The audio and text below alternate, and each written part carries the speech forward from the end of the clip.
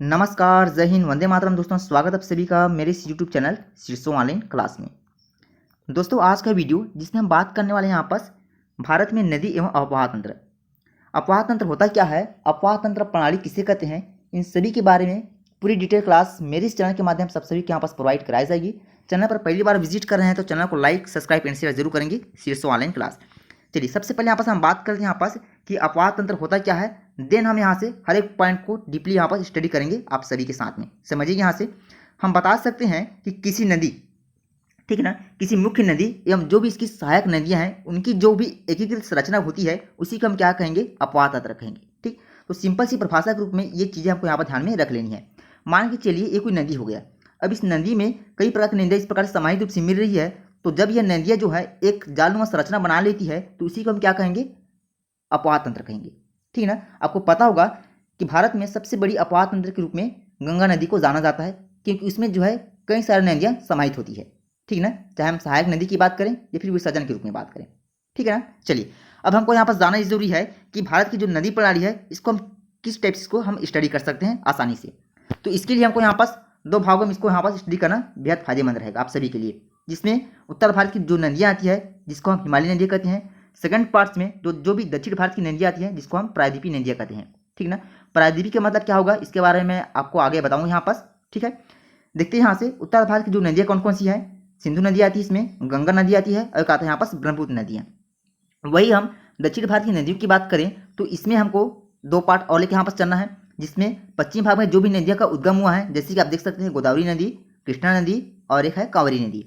Second part में जो विंध्य श्रेणी में जिसका उद्गम हुआ है कौन कौन सी नदी, नर्मदा नदी, ताप्ती नदी और एक है यहाँ पास महानदी।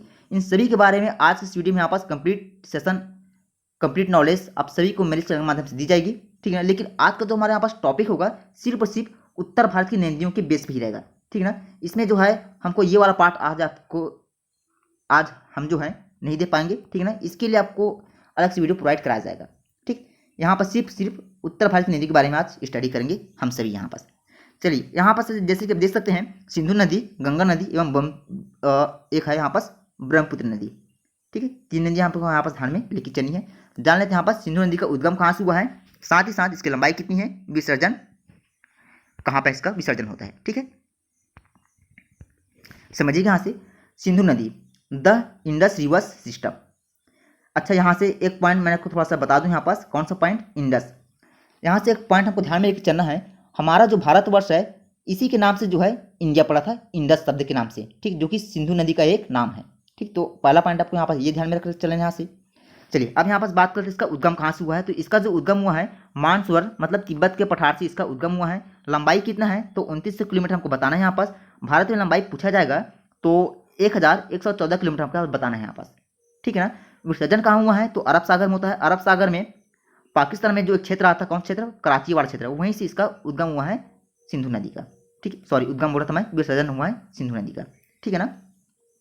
सहायक नदी के रूप में हमको यहाँ पास बताना है चिनाब नदी जो है सिंधु नदी की सबसे बड़ी सहायक नदी के रूप में जाना जाता है।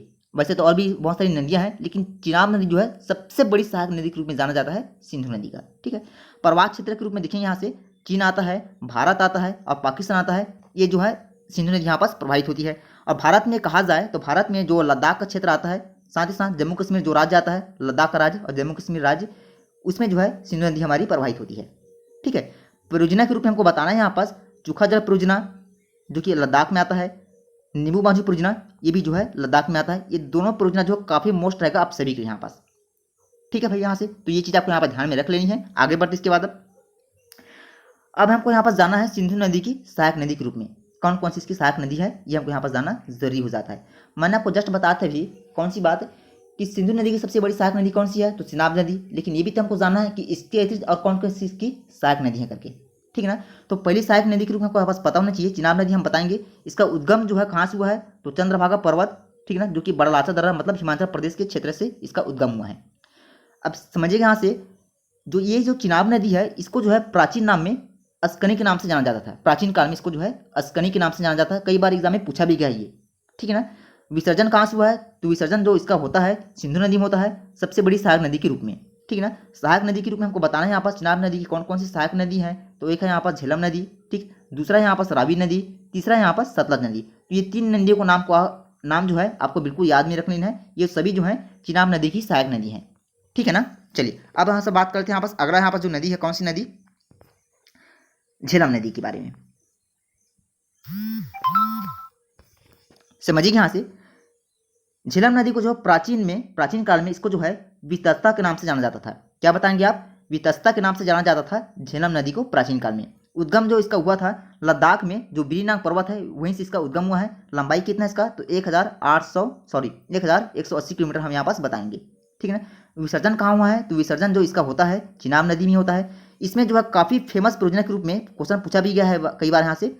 तुलबुल परियोजना कहाँ है और किशनगंगा परियोजना कहाँ है, तो हम क्या बताएंगे यहाँ पास, ये जो है झेलम नदी में स्थित है, ठीक। तो ये चीज़ें आपको बिल्कुल यहाँ पास ध्यान में रख लेनी है, ठीक है। चलिए अब उसके बाद यहाँ पास अगली नदी है, तीसरा नदी, जिसको हम रावी नदी के नाम से जानते हैं यहाँ पास, सिंधु नदी की सहायक नदी के रूप में। इसको जो है प्राचीन नाम में परुष्णी के नाम से जाना जाता था। उद्गम कहाँ से इसका, तो इसका जो उद्गम हुआ है हिमाचल प्रदेश के जो रोहतांग दर्रा है ना, वहीं से इसका उद्गम हुआ है। देखिए यहाँ पास हिमाचल प्रदेश में 3 दर्रे आते हैं, एक है यहाँ पास रोहतांग दर्रा, दूसरा यहाँ पास बड़ा लाचा दर्रा, तीसरा यहाँ पास शिवकिला दर्रा। तो इन 3 दर्रों का नाम आपको बिल्कुल ध्यान में रख लेनी है। लंबाई कितने इसका, तो हमें पता होना चाहिए यहाँ पास। लंबाई की बात जब भी पूछी जाए 780 किलोमीटर यहाँ पास बताएंगे, 720 किलोमीटर यहाँ पास बताएंगे। विसर्जन कहाँ है इसका, तो विसर्जन के रूप में हमको बताना है यहाँ पास चिनाब नदी में इसका विसर्जन होता है। और यहाँ पास काफ़ी जो है फेमस परियोजना के रूप में थीन डैम जो परियोजना है, ये नाम हमको बिल्कुल यहाँ पर ध्यान में रख लेनी है, ठीक है ना, जो कि रावी नदी पर स्थित है थीन डैम परियोजना। अगला यहाँ पास जो नदी है सतलज नदी, इसका जो है प्राचीन नाम सतुद्री है, ठीक है ना। उद्गम कहाँ से हुआ है इसका, तो राक्सताल झील मतलब तिब्बत के पठार से इसका उद्गम हुआ है। लंबाई कितना है, तो 1030 किलोमीटर हमें पता होना चाहिए यहाँ पास। विसर्जन कहाँ होता है, तो चिनाब नदी में इसका विसर्जन होता है। यहाँ पर देखेंगे 3 परियोजना यहाँ पास संचालित है। पहला परियोजना की बात करते हैं यहाँ पास नाप्ता झाकरी परियोजना, जो कि हिमाचल प्रदेश में है, तो सतलज नदी पर है, निर्मित है ये। हरिके बैराज परियोजना पंजाब क्षेत्र में, ये भी सतलज नदी पर है, ठीक है ना। भाखड़ा नागल परियोजना जो कि पंजाब में है, ये भी सतलज नदी पर ही है। तो 3 परियोजनाओं का नाम आपको बिल्कुल यहाँ पास अपने माइंड में सेट कर लेनी है। अगला यहाँ पास जो नदी है, कौन सी नदी, ब्यास नदी। इसको जो है प्राचीन काल में बिपाशा के नाम से जाना जाता था, ठीक है ना। अब यहाँ पास देखेंगे उद्गम कहाँ से उसका है, तो उद्गम के रूप में हमको बताना है यहाँ पास हिमाचल प्रदेश का जो कुल्लू घाटी क्षेत्र है, ठीक है ना। कुल्लू घाटी क्षेत्र, उसके समीप एक रोहतांग दर्रा आता है, वहीं से एक छोटा सा क्षेत्र और पड़ेगा जिसको हम ब्यास कुंड के नाम से जानते हैं। वहीं पर जो है ब्यास नदी, मतलब वहीं से जो है ब्यास नदी का उद्गम हुआ है, ठीक है। अब यहाँ पास परियोजना के रूप में हमको बताना है यहाँ पास पोंग बांध परियोजना, काफ़ी फेमस परियोजना है, पंजाब के जो क्षेत्र में आता है, ये ब्यास नदी पर निर्मित हमारा, ठीक है। विसर्जन की बात करते हैं यहाँ से, तो विसर्जन के रूप में सतलज नदी की सबसे बड़ी सहायक नदी हमारी यही है ब्यास नदी, ठीक है। चलिए आगे बढ़ते इसके बाद अब अगला है यहाँ पास गंगा नदी अपार तंत्र। इसके पहले हमारे जो नदी का नाम बताया था मैंने, कौन सी नदी, सिंधु नदी। जितनी भी इसकी सहायक नदी है, साथ साथ उसकी लंबाई, विसर्जन कहाँ है, सहायक नदी कौन कौन सी है, ये सभी पॉइंट आपको बिल्कुल ध्यान में रख लेनी है, ठीक है ना। दूसरी जो है यहाँ पास अपार तंत्र है, जिसको हम गंगा नदी अपार तंत्र कहते हैं। आपको पता होना चाहिए कि भारत की सबसे बड़ी नदी अपार तंत्र के रूप में गंगा नदी को ही जाना जाता है, ठीक है ना, जिसका उद्गम जो है उत्तराखंड के गोमुख क्षेत्र से हुआ है। विसर्जन कहाँ हुआ है, तो बंगाल की खाड़ी मतलब बांग्लादेश में मुहाना बनाता है ये सुंदरवन, ठीक है ना। आगे बढ़ते इसके बाद लंबाई के रूप में हमको यहाँ पास बताना है कि गंगा नदी की लंबाई कितना है, तो 2525 किलोमीटर। भारत की सबसे लंबी नदी के रूप में गंगा नदी को जाना जाता है। सहायक नदी देखिए यहाँ पास, सहायक नदी में बहुत सारी नदी हैं जो कि गंगा नदी की सहायक नदी के रूप में जाने जाते हैं। यमुना नदी, सोन नदी, रामगंगा नदी, शारदा नदी, गोमती नदी, गंडक नदी और कोसी नदी, और एक है यहाँ पास घाघरा नदी। साथ ही साथ दामोदर नदी का नाम भी हमको ध्यान में रख लेनी है। तटवर्ती राज्य के रूप में हरिद्वार, कानपुर, ठीक ना, कानपुर जो कि उत्तर प्रदेश का पार्ट है, बनारस, प्रयागराज, मेरठ और पटना, इस सभी जो है यहाँ पास, जो भी यहाँ पास ठीक है क्षेत्र है, राज्य है, सभी का नाम को यहाँ पर ध्यान में रख लेनी है, ठीक। राज्य नहीं कर सकते यहाँ पास, ठीक, ये सभी क्या है यहाँ पास, जिले कर सकते हैं यहाँ से, ठीक है ना। तो ये चीज़ आपको यहाँ पर ध्यान में रख लेनी है। अब यहाँ पर देखेंगे डेल्टा से कुछ पॉइंट यहाँ पास बनते हैं कि गंगा नदी कौन सी डेल्टा बनाती है, तो हमको पता होना चाहिए सुंदरवन का डेल्टा बनाती है यहाँ पास ये, ठीक। तो ये चीज़ आपको ध्यान में रख लेनी है। अब बढ़ते हैं यहाँ पास आगे। यहाँ पास हमको जानना ये जरूरी है कि गंगा के संगम, ठीक है ना, गंगा के संगम से बहुत सारे क्वेश्चन ऐसे बना के पूछे जाते हैं एग्जाम में, कुछ पॉइंट यहाँ से बनेंगे, तो उसको भी हमको यहाँ पास थोड़ा सा समझ लेना है। देखिए यहाँ पास अलकनंदा और जो गौरी गंगा नदी है, इसके संगम पर, ठीक है ना, ये जो संगम बनाती है जिसको हम क्या कहते हैं, विष्णु प्रयाग कहते हैं। अलकनंदा और भागीरथी का संगम जो होता है जिसको हम देव प्रयाग कहते हैं। अलकनंदा और जो मंदाकिनी का जब संगम होता है जिसको हम रुद्र प्रयाग कहते हैं। अलकनंदा तथा पिंदार नदी का जब संगम होता है जिसको कर्णप्रयाग कहा जाता है, अलकनंदा तथा नंदाकिनी नदी का जब संगम होता है जिसको हम नंदप्रयाग के नाम से जानते हैं। तो आपको जो है अकबर इसका एक बार स्क्रीनशॉट ले लेना है, ठीक है ना। क्वेश्चन इसे ज़्यादातर बना के पूछे जाते हैं, ठीक है। अब यहाँ पर बात कर लेते हैं नामकरण। भागीरथी के नाम पर इसका जो उद्गम हुआ है किसका, गंगा का। उत्तराखंड में भागीरथी और अलकनंदा नदी के बाद गंगा का नामकरण होता है। बांग्लादेश, अच्छा देखेंगे यहाँ से, बांग्लादेश में ये जो गंगा है ना इसी को जो पद्मा के नाम से जाना जाता है। ये काफ़ी जो है मोस्ट रहेगा आप सभी के लिए यहाँ पास, ठीक है ना। वहीं दूसरी बात की जाए तो बंगाल की खाड़ी में इसी गंगा का जो है मेघना के नाम से भी जाना जाता है, ठीक। तो ये चीज़ आपको ध्यान में रख लेनी है। अब यहाँ पास बात कर लेते हैं थोड़ा सा इसकी परियोजना के बारे में। कौन सी परियोजना संचालित है गंगा नदी पर, हम क्या बताएंगे, फरक्का बैराज परियोजना संचालित है गंगा नदी पर, ठीक है ना। आप सभी को पता है कि गंगा नदी गंगा नदी में एक जीव पाया जाता है जिसको हम क्या कहते हैं, डॉल्फिन कहते हैं, जिसको जो है राष्ट्रीय जलीय जीव घोषित किया गया है, ठीक है ना। साथ ही साथ गंगा नदी के तट पर एक प्रसिद्ध तीर्थस्थल आता है, जी हाँ, बात करेंगे बद्रीनाथ का, ठीक है। तो ये पॉइंट आपको यहाँ पर ध्यान में रख लेनी है। अब यहाँ पास बात कर लेते हैं इसकी जो भी सहायक नदी है, लेकिन सहायक नदी को हमको यहाँ पास दो भागों में लेके चलना है। कौन कौन सी, पहली सहायक नदी की बात करते हैं तो इसमें दक्षिण की जो भी सहायक नदी आती है उसको यहाँ पास स्टडी करना है। दूसरे पार्ट्स में गंगा की मतलब जो उत्तर क्षेत्र में जो भी सहायक नदी आती है उसको यहाँ पास लेके कवर करना है, ठीक। तो यहाँ पर फिलहाल दक्षिण की बात हो रही है तो दक्षिण में को यहाँ पर ध्यान में लेके चलना है यमुना नदी, ठीक है। देखेंगे यहाँ पास इसका जो उद्गम हुआ है किसका, उद्गम मतलब यमुना नदी का, ठीक है ना। तो यमुनोत्री ग्लेशियर से इसका उद्गम हुआ है, मतलब वृहद हिमालय के पार से इसका उद्गम हुआ है, ठीक है। मुहाना कहाँ है इसका, तो गंगा नदी पर हमको बताना है, प्रयाग में, ठीक है। लंबाई कितना है 1365 किलोमीटर।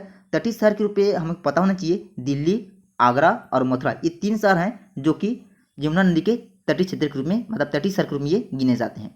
सहायक नदी के रूप में चंबल नदी और साथ ही साथ बेतवा नदी का नाम हमको ध्यान में रख लेना है। प्रस्तावित बांध के रूप में अभी आने वाला है कौन सा, लखवार बांध, ठीक है, प्रस्तावित बांध के रूप में, ठीक। चलिए अब यहाँ पास अगली नदी सोन नदी, इसका जो उद्गम है अमरकंटक से हुआ है। लंबाई कितना 780 किलोमीटर। गंगा नदी में इसका विसर्जन होता है। सहायक नदी के रूप में बनास, गोपद, रिहर, कन्हार, ये 4 नदी को नाम हमको यहाँ पर ध्यान में रख लेनी है, ठीक है। परियोजना संचालित है यहाँ पास काफ़ी फेमस परियोजना है, कई बार एग्जाम में पूछा भी गया। ये बाण सागर परियोजना कहाँ है तो हमें पता होना चाहिए, ये जो है सोन नदी पर निर्मित करके, ठीक है ना। आगे बात करते हैं इसके बाद। अब है यहाँ पास अगला दामोदर नदी, समझिए यहाँ से इसका जो उद्गम हुआ है छोटा नागपुर का पठार मतलब झारखंड क्षेत्र से इसका उद्गम हुआ है। विसर्जन जो है इसका हुगली नदी पर होता है और परियोजना यहाँ पर जो संचालित है दामोदर घाटी परियोजना संचालित है दामोदर नदी पर, ठीक है। ये भी कई बार पूछा भी गया एग्जाम में ये। अगला उसके बाद नदी हुगली नदी, इसके किनारे हावड़ा ब्रिज कोलकाता शहर स्थित है। इसमें आपको बिल्कुल जो है यही पॉइंट एक पॉइंट जो है बिल्कुल ध्यान में रख लेनी है, ठीक, हुगली नदी के बेस पे। अब इसके बाद गंगा की उत्तरी सहायक नदियाँ, इसके पहले वाले पार्ट में हमने जो है गंगा की दक्षिणी सहायक नदी के रूप में पढ़ा है और जाना है। अब उसके बाद जानेंगे गंगा नदी की उत्तरी सहायक नदी कौन कौन सी है, ठीक है। देखते हैं इसमें पहला जो नदी है रामगंगा नदी, ठीक है ना। तो इसका जो उद्गम हुआ है गढ़वाल की पहाड़ी से है मतलब उत्तर प्रदेश के पार से। विसर्जन तो गंगा नदी कन्नौज के समीप हमको बताना है। यहाँ पास यहाँ परियोजना संचालित कौन सी है तो रामगंगा बहुउद्देशीय परियोजना संचालित है जो कि यूपी के क्षेत्र में आता है, ठीक है। उसके बाद है यहाँ पास अगली सहायक नदी गोमती नदी, इसका उद्गम जो है गोमत ताल उधर झील जिसको वर्तमान में जो है फिलिपीन झील के नाम से भी जाना जाता है। विसर्जन कहाँ है तो गंगा नदी हमको बताएंगे यहाँ पास। तटवर्ती शहर कौन सा है तो लखनऊ। लखनऊ से थोड़ा सा क्वेश्चन याद आया, कौन सा क्वेश्चन कि लखनऊ जो शहर है इसको जो है नवाबों का शहर भी कहा जाता है, ठीक। तो ये चीज़ आपको ध्यान में रख लेनी है। अगला यहाँ पर जो नदी है शारदा नदी जिसको जो है काली नदी या फिर सरयू नदी के नाम से भी जाना जाता है, ठीक है। उद्गम कहाँ है इसका तो उद्गम के हमको बताना है मिलाब हिमनद मतलब जो कुमायूं हिमालय का पार्ट है वहीं से इसका उद्गम हुआ है, ठीक है। तटवर्ती शहर कौन सा है तो अयोध्या शहर का नाम हमको बिल्कुल ध्यान में रख लेनी है, ठीक। अगला उसके बाद नदी है गंडक जिसको हम नारायणी नदी के नाम से भी जानते हैं। इसका जो उद्गम हुआ है नेपाल हिमालय के पार से इसका उद्गम हुआ है। लंबाई कितना है तो 425 किलोमीटर हमको बताना है। यहाँ पास परियोजना कौन सी संचालित है तो गंडक परियोजना संचालित है जो कि भारत व नेपाल के सहयोग से अस्तित्व में आया था ये, ठीक है। अगला उसके बाद सहायक नदी है कोसी नदी, इसका जो उद्गम हुआ है वृहद हिमालय के पार से जो एक क्षेत्र आता है गोसाई थन चोटी वहीं से इसका जो है उद्गम हुआ है कोसी नदी का। विसर्जन तो गंगा नदी भागलपुर के समीप इसका विसर्जन होता है। परियोजना कौन सी संचालित है तो परियोजना को हमको पता होना चाहिए कोसी परियोजना जो कि निमाला का पार्ट है ये, ठीक है। चलिए अब उसके बाद है अगली यहाँ पास नदी अपवाह तंत्र जिसको हम ब्रह्मपुत्र नदी के नाम से जानते हैं, ठीक है ना। तीसरी अपवाह तंत्र के रूप में हमारा आएगा यहाँ पास ब्रह्मपुत्र नदी अपवाह तंत्र। चलिए बात करते हैं यहाँ पास इसका उद्गम तो उद्गम रूप में हमको पता होना चाहिए यहाँ पास मानसरोवर झील जो कि तिब्बत के पठार से, ठीक है ना। लंबाई कितना है तो 2880 किलोमीटर हमको यहाँ पास ध्यान में लेके चलना है। सहायक नदी के रूप में लोहित नदी, दिबांग नदी, तीस्ता नदी और नोमा नदी, ये 4 नदियों का नाम हमको यहाँ पर ध्यान में रख लेना है बिल्कुल अच्छे से। तटीय स्थल के रूप में हमको पता होना चाहिए गुवाहाटी, हम बताएंगे यहाँ पास नामकरण। चलिए यहाँ से कुछ पॉइंट यहाँ से बनेंगे जो कि एग्जाम में पूछे जाते हैं कि तिब्बत में ब्रह्मपुत्र नदी किस नाम से जाना जाता है, तो हम यहाँ पास बताएंगे सांगपो नदी के नाम से जाना जाता है। वहीं अरुणाचल प्रदेश में ब्रह्मपुत्र नदी किस नाम से जाना जाता है, तो हम क्या बताएंगे यहाँ पास दिहांग के नाम से इसी को जाना जाता है करके, ठीक है ना। हमारा जो ब्रह्मपुत्र नदी है ये भारत के किस क्षेत्र में प्रवेश करता है, मतलब किस राज्य से प्रवेश करता है, तो ये अरुणाचल प्रदेश से प्रवेश करता है। अरुणाचल प्रदेश में एक दर्रा आता है जिसको हम क्या कहते हैं, यांग आप दर्रा कहते हैं। वहीं उसी दर्रा से जो है ब्रह्मपुत्र नदी भारत में प्रवेश करती है। तो ये सभी चीज़ें आपको बिल्कुल ध्यान में रख लेनी है, ठीक है ना। ब्रह्मपुत्र नदी अपवाह तंत्र, सिंधु नदी अपवाह तंत्र और एक है गंगा नदी अपवाह तंत्र। तो साथ ही साथ जो भी इसकी सहायक नदी हैं, विसर्जन है, मुहाना है, तटीय शहर हैं, सभी पॉइंट आपको बिल्कुल डीपली समझना है और उम्मीद करता हूँ सभी चीज़ आपको समझ में आ गया होगा, ठीक है ना। चैनल पर पहली बार विजिट करें, चैनल को लाइक सब्सक्राइब एंड शेयर जरूर करेंगे। श्री स्वानी क्लास आप सभी को मेरे इस चैनल के माध्यम से बेहतरीन से बेहतरीन नोट्स एम जीके जो है प्रोवाइड कराई जाती है। सब्सक्राइब आप सभी को यहाँ पास कर लेना है, ठीक है। साथ ही साथ बेल आइकन को भी प्रेस करना ना भूलें, ठीक है, ताकि जो भी मैं वीडियो अपलोड करूँ सबसे पहले नोटिफिकेशन आपको प्रोवाइड हो सके। सो लव यू गाइस, फिर मिलेंगे इसी वीडियो के साथ, तब तक के लिए जय हिंद, वंदे मातरम, वेलकम।